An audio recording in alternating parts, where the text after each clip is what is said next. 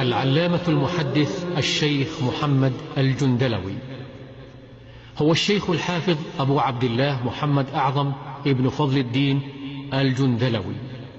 ولد في قرية جندلانوالا بباكستان في شهر رمضان المبارك عام 15 و300 وألف هجرية 97 و800 وألف ميلادية.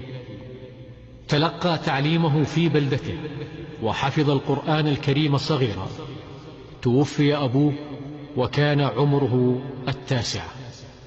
درس الشيخ محمد على عدد من العلماء وقرأ عليهم مجموعة من الكتب في التفسير والحديث والفقه والصرف والنحو والكلام والمنطق والفلسفة وعلم الهيئة والرياضيات.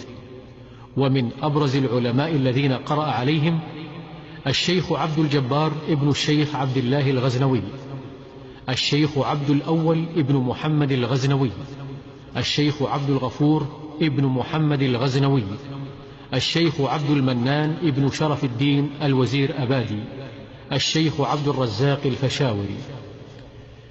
إن أسانيد الشيخ محمد الجندلوي تتصل بنبينا صلى الله عليه وسلم وبالصحاح والسنن والمسانيد والمعاجم وبالأئمة الأعلام والحفاظ الكرام.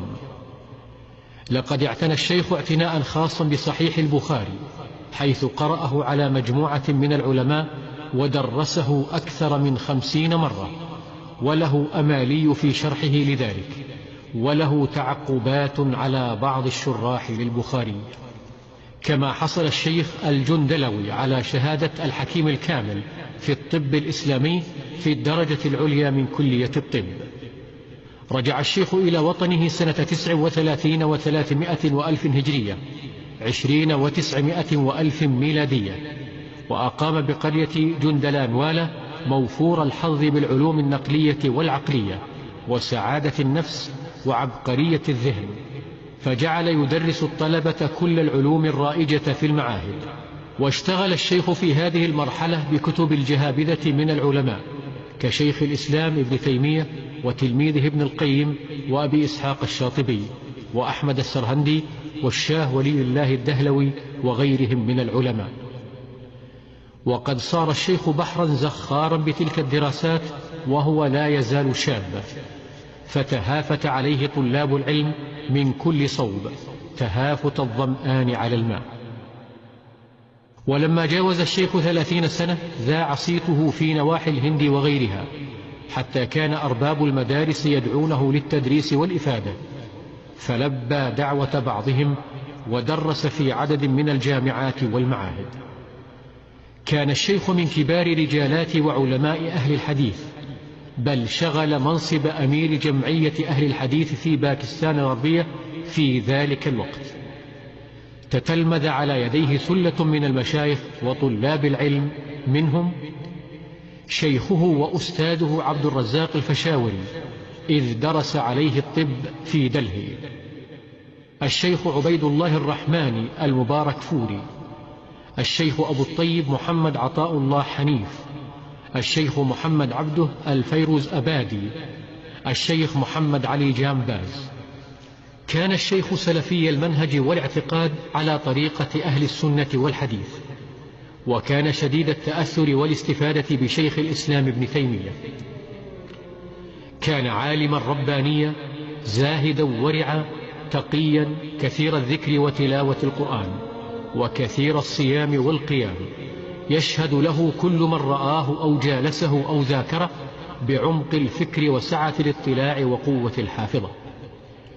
قال عنه الشيخ محمد عطاء الله حنيف إنه لم تفته طوال 50 عاما تكبيرة الإحرام في الصلوات ال5 مع الجماعة.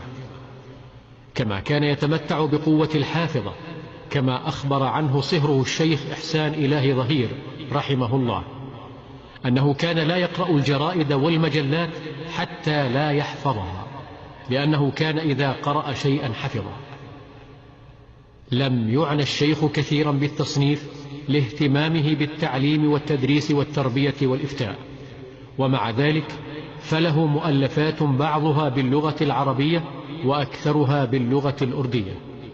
ومن أهم كتبه المطبوعة إرشاد القاري إلى نقد فيض الباري، إثبات التوحيد، تحفة الإخوان في الكلام والعقائد، تنقيد المسائل.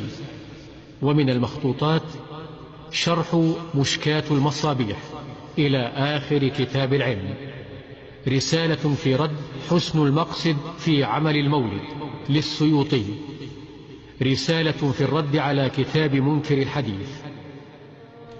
توفي الشيخ محمد الجندلوي في 14 من رمضان من عام 4500 هجرية، الموافق للرابع من الشهر السادس من عام 85 و900 ميلادية، عن عمر يناهز 90 عاما.